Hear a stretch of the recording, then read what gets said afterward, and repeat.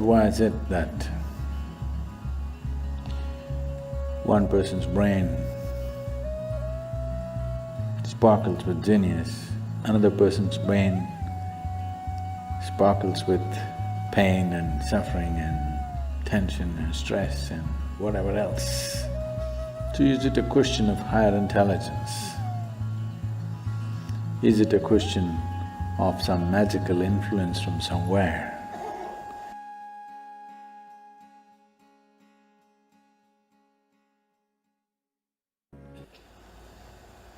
Generally, all of us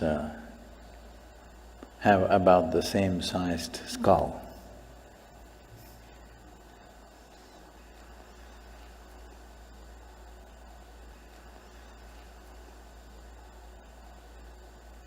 So, to a large extent, most human beings have enough brain material in their head. Everybody, except somebody who may be severely deformed at birth. Almost every average human being has what it takes to do life. But why is it that one person's brain sparkles with genius, another person's brain sparkles with pain and suffering and tension and stress and whatever else? All the ugliest things that nobody wants happens in people's minds. So is it a question of higher intelligence? Is it a question of some magical influence from somewhere? Or is it a question of bringing the necessary balance within yourself so that you become available to the magic of life? A skewed intelligence, however smart it may look on the periphery, cannot make this life happen beautifully. Above all, balance is needed. Balance on all levels. Otherwise, our very body and our very brain will function against us to a point where the only idea or the only form of relaxation today in the world, either there's sleep or drink or drug, all you're trying to do is to be brainless for a period of time. Because brain has become such a nuisance. If you didn't have one, you would be at least peaceful. Yes.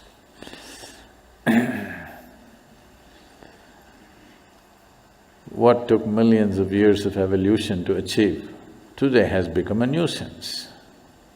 What is the greatest miracle within this human frame has become a misery manufacturing machine.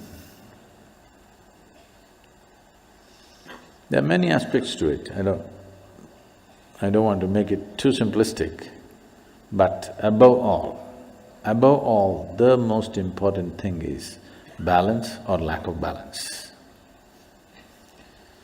So,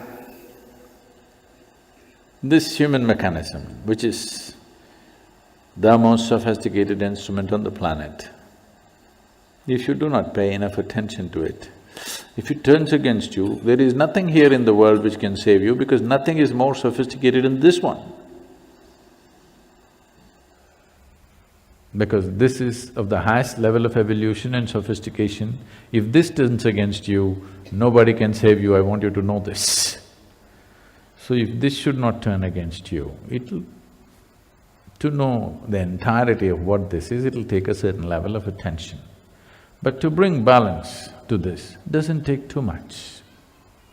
It is just that you're doing a few fundamental things absolutely wrong, that's all. To know the entirety of what this is, that's a whole lot of attention, time, education, assistance, guidance, so many things are involved. But to bring a reasonable sense of balance into you, it doesn't take much. You're doing a few things basically wrong with life. When I say basically wrong, one thing is for everybody to understand, all human experience is generated from within. Is that so? All human experience is generated from within. So at any time, if you feel happy or unhappy, miserable, joyful, ecstatic, in a state of agony, doesn't matter what happens, what is your experience, pleasantness or unpleasantness, just to know that it's happening from within, and it can only happen from within. You can either take external stimuli or you can create your own stimuli, but essentially it happens from within. This one thing, if it is not grasped, when you feel miserable, if you think it's this one, you're gone. You're just… the keyboard is here, but you're punching the wall. This is not going to work. This one basic fundamental thing is something that almost 90% of the humanity is always doing it wrong. Whenever they feel miserable, they think it must be this one or that one or that one or that one. Now, all human experience is generated from within. If something is feeling unpleasant, first thing is to look at this. What am I doing wrong with this? Am I eating wrong? Am I sleeping wrong? Am I sitting wrong? Am I breathing wrong? Is my heart beating wrong? Something, my very chemistry is wrong. Something is wrong with this, not with that. So the moment you think by kicking the wall you can fix this one, then you made a fundamental mistake. The harder you try, the further away from it you go. So, this possibility of bringing balance to the system, first of all, is the fundamental nature of yoga, the most basic forms of yoga. Whether it is… I know many of you doing probably the Nadi Vibhajan or Yoga Namaskar or Surya Namaskar or Surya Kriya, these are all basic forms of yoga. The first thing is to bring balance. Once there is balance, then you can build a tower on top of this. If there is no balance, whatever you build will only lead to more trouble. The more basic you are, the better it is. So this is what a whole lot of humanity is seeking, somehow to remain basic. Because if you build something, it feels terrible when there is no fundamental balance. Anything standing up without balance is a big problem. So the best thing is to lie down, stay close to the ground. If you grow tall, it'll be a problem, so remain at the minimum.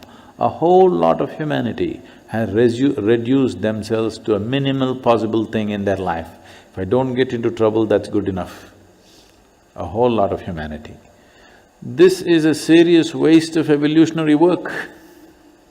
What has happened on this planet in the last few million years to evolve life from its simplest form to what it is today, just wasting the entire process.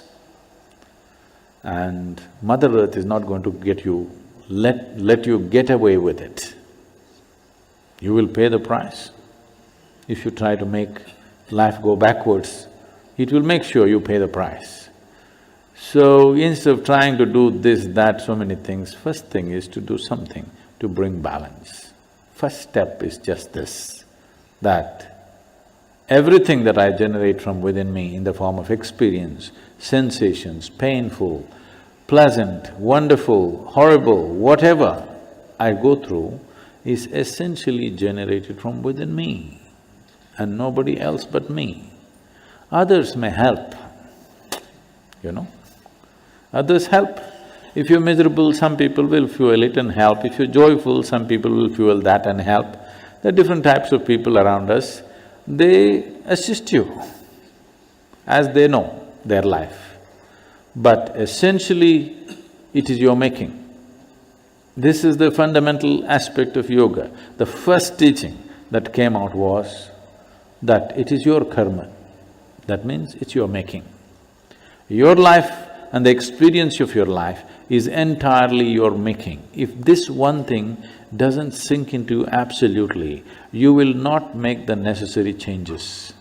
You still think, yes, I know it's my karma, but you know, my husband, what he did. You can't fix this. First you understand, this is my making, entirely my making. The moment you see it, you have the ability to change it. I see it, but you know what they did to me yesterday? Now you can't change it. It doesn't matter who did what. What is happening within you, your experience of your life is entirely your making. This is your karma. Karma means not something that drops upon you from somewhere. Karma means your action, it's your making, it's your doing. So if you just said this one thing, creating the necessary balance will happen automatically. Once there is balance, then you would want to try many things. Otherwise, I'm talking about so many things up there in the sky, you will only be a spectator. You will not be the one who flies. You will only be a spectator because when there is no balance, you don't want to go 3 inches above the ground. So this is one fundamental thing. We've been talking about this in many forms.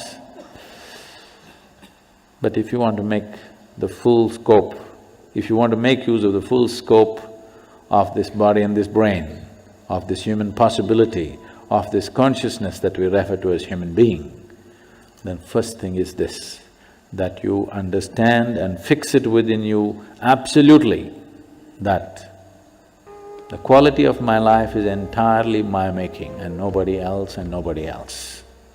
If you fix this one thing, balance will come. Once balance comes, I'm impatient to take you to places where only people with balance can walk. Others cannot.